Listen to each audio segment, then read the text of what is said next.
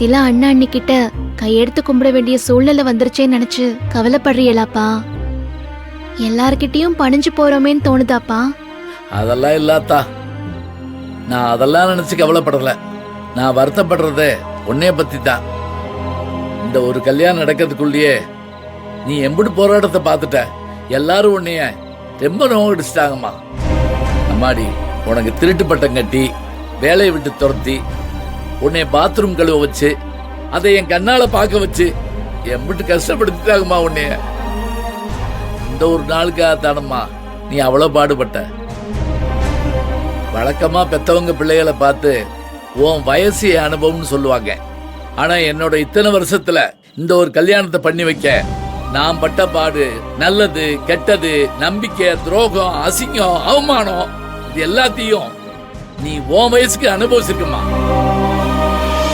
உன் வயசுல நான் எப்படி கஷ்டமெல்லாம் படலாமா? உன்னோட தியாகத்துக்கு முன்னால நான் பெருசா எதுவும் பண்ணிடலம்மா. அதுவும் இல்லாம நான் யார்கிட்டமா கை எடுத்துக்க மாட்டேன்? நான் பத்த பிள்ளை எடுத்தானமா. அதுல நான் அசிங்கமா நினைக்கவோ கவலைப்படவோ இடமா இருக்கு? அதெல்லாம் நான் எதுவும் நினைக்கலமா. நீங்க என் மேல எம்புட்டு பாசம் வச்சிருக்கீன்னு நான் இன்னைக்கு புரிஞ்சுக்கிட்டேன்ப்பா. நம்ம யாரு மேல அன்பும் பாசமும் அதிகமா வைக்கிறோமோ அவங்க நம்ம மனசு புரிஞ்சுக்காம ஒரு காரியம் பண்ணும்போது நம்மளுக்கு கோவம் வரும்.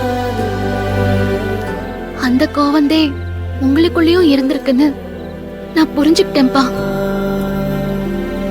அண்ணன் மேல உனக்கு கோவம் இருந்தாலும் செய்யாத ஒரு தப்புக்கு அண்ணன் மேல பழி போடும்போது அதை தாங்கிக்கிற முடியாம நீ கோவப்பட்டு பேசின பாருப்பா, அதுதேன்பா பெத்த பாசங்கிறது. அதே மாதிரி இன்னொரு விஷயத்தை நினைச்சு நான் ரொம்ப சந்தோஷப்படுறேன்ப்பா. யார் பேச்சையும் கேட்காத அண்ணி, யார் சொல்லியும் கல்யாணத்துல இருக்க மாட்டேன்னு சொல்லிட்டு போனவங்க நீங்க மருமகளேன்னு சொன்ன ஒத்த வார்த்தைக்காக எல்லா அவமானத்தையும் மறந்து இந்த கல்யாணத்தை நடத்திட்டுதே நாங்க போவோன்னு சொன்னாங்க பாருங்க. என்னதே சொல்லாம ஓடி போய் கல்யாணம் பண்ணிக்கிட்டாலும் அவங்களும் நம்ம குடும்பம் நிரூபிச்சுட்டாங்கப்பா. இதெல்லாம் எனக்கும் சந்தோஷமா தான் இருக்கு. ஆனா இருந்தாலும் உள்ளூர ஒரு பயம், ஒரு நெருடல் இருந்துகிட்டே இருக்குமா. பயமா? என்னப்பா சொல்றீங்க? எதுக்கு பயம்? எல்லாம் அந்த சுயம்பலிங்கத்தை நினைச்சுதாமா. எம்புட்டோ வருஷத்துக்கு முன்னாடி அவன் அப்ப திருடி புட்டான்னு அவனுக்கு தண்டனை வாங்கி கொடுத்தேன். அதை இன்னைக்கு வரைக்கும் மனசுல வச்சுக்கிட்டு நம்ம குடும்பத்தையே கருவறுக்காம விட மாட்டேன்னு அவன் ஏதேதோ விதத்துல அவன் கங்கணம் கட்டிட்டு அலையறாமா. இன்னைக்கு மகேஷ் தம்பி ஊர் முன்னாடி அவனை அடிச்சு கழுத்தை பிடிச்சு வெளியே தள்ளிடுச்சு. அவன் ஒரு கொம்பேரி முக்கம் பாம்புமா. அந்த கொம்பேரி முக்கம் பாம்பு ஒரு ஆளை கடிச்சா அவன் செத்து எரிச்சாங்களா புதைச்சாங்களான்னு சுடுகாட்டுல வந்து பார்த்துட்டு தான் போகுமா. அப்படிப்பட்டவன் தான் அவனும். அவன் சும்மா இருப்பான்னு நினைக்கிறியா? அவனை நாமளா தேடி போய் அசிங்கப்படுத்தலையேப்பா. அவனா தேடி வந்து பிரச்சனை பண்ணதாலதே மகேஷ் சார் அவன் அடிச்சாரு. இல்லன்னா அந்த ஆளை நாம ஏன் அசிங்கப்படுத்த போறோம்? இதெல்லாம் யோசிச்சு பாக்குற நிலைமையில அவன் இருப்பான்னு நினைக்கிறியாமா? அவன் கண்டிப்பா சும்மா இருக்க மாட்டான்.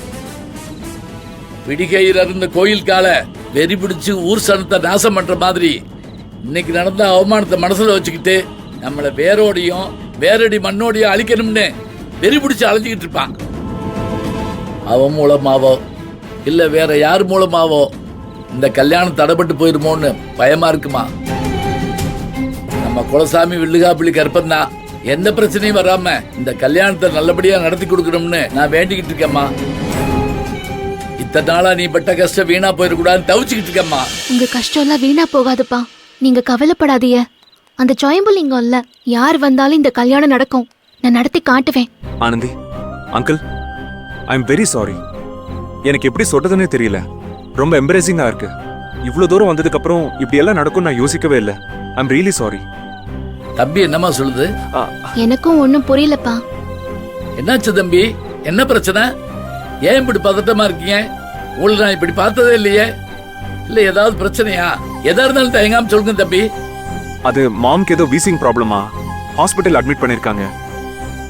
உடனே சென்னை கிளம்பி வான்னு கால் பண்ணிருக்காங்க. தம்பி ஏதோ பிரச்சனைன்னு சொல்றீங்கன்னு புரியுது. ஆனா என்னன்னு தான் புரியல தம்பி. அம்மாக்கு மூச்சு திணறலாம், ஹாஸ்பிட்டல்ல சேர்த்திருக்காங்க அங்கிள். என்ன தம்பி சொல்றீங்க? எப்படி நடந்துச்சு? இப்ப அம்மாவுக்கு எப்படி இருக்கு? எனக்கும் தெரியல அங்கிள். நான் நேர்ல போனதான் தெரியும். ஐயோ தம்பி, நீங்க உடனே கிளம்புங்க. நீங்க அவங்களுக்கு ஒரே பிள்ளை. இந்த மாதிரி நேரத்துல நீங்க கூட இருக்கிறது தான் அவங்களுக்கு ஆறுதல், தைரியம். உங்களை தான் அவங்க எதிர்பார்ப்பாங்க. நீங்க போனாலே அவங்களுக்கு உடம்பு சௌரியமாயிரும். நீங்க ஒன்றும் நினைச்சுக்காதீங்க அங்கிள். கல்யாணம் நல்லபடியா முடியற வரைக்கும் நான் இங்க தான் இருக்கணும்னு நினைச்சேன். ஆனா முடியல. ஐயோ சார், அதெல்லாம் ஒன்றும் பிரச்சனை இல்லை. நீங்க உடனே கிளம்புங்க. ஆமானந்தி, தம்பியை சீக்கிரம் வெளியே அனுப்பிப்பா. தம்பி சென்னைக்கு போய் அவங்க அம்மாவை பார்க்கட்டும். சரிப்பா, நான் அனுப்பிட்டு வரேன். நீங்க போய் தூங்குங்கப்பா. சரிப்பா, பார்த்து போங்க தம்பி. போயிட்டு ஃபோன் பண்ணுங்க. சரி அங்கிள். சார் வாங்க சார், வாங்க.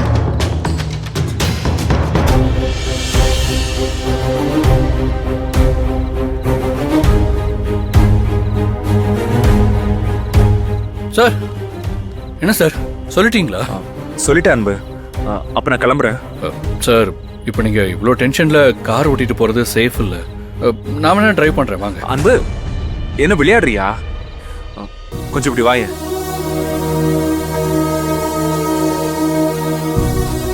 விடிஞ்சா கல்யாணம் அன்பு. நீ இங்கதான் இருக்கணும். நீ செய்ய வேண்டிய முக்கியமான விஷயம் இருக்கு. மறந்துட்டியா?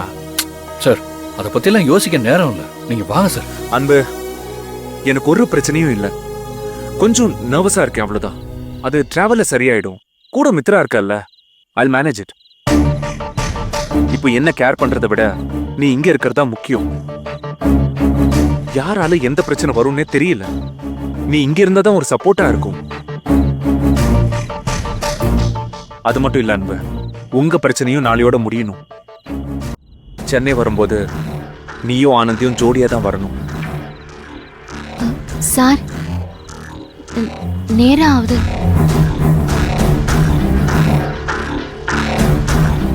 என்ன நீ எதுக்கு விரட்டுறேன்னு தெரியுது ஆனந்தி. ஆனா நீங்க ஒன்னாதான் வரணும். அன்பு, நீ எனக்கு ப்ராமிஸ் பண்ணிருக்க, பாத்துக்கோ. மகேஷ், என்ன மகேஷ் இன்னும் கிளம்பாம இருக்க? டைம் ஆச்சு. அங்கிள் கிளம்பிட்டீங்களா இல்லையான்னு கால் பண்ணிக்கிட்டே இருக்காரு. ஆனந்தியோட அப்பா கிட்ட இன்ஃபார்ம் பண்ண போயிருந்தேன். சொல்லிட்டல, டைம் ஆச்சு மகேஷ். சரி வா. சார், பார்த்து கவனமா போங்க. ரொம்ப வேகமா வண்டி ஓட்டாதீங்க. போய் அம்மாவை பார்த்து அவங்க எப்படி இருக்காங்கன்னு போன் பண்ணுங்க. கல்யாண வேலையில மறந்துடுவேன்னு மட்டும் நினைக்காதீங்க சார். நீங்க போன் பண்ணலனாலும் நான் போன் பண்ணுவேன். அதெல்லாம் தேவையில்ல ஆனந்தி. ரீச் ஆயிட்டு நானே கால் பண்றேன். அன்பு, டேக் கேர். Okay sir. வா மித்ரா. ஓ, 1 செகண்ட்.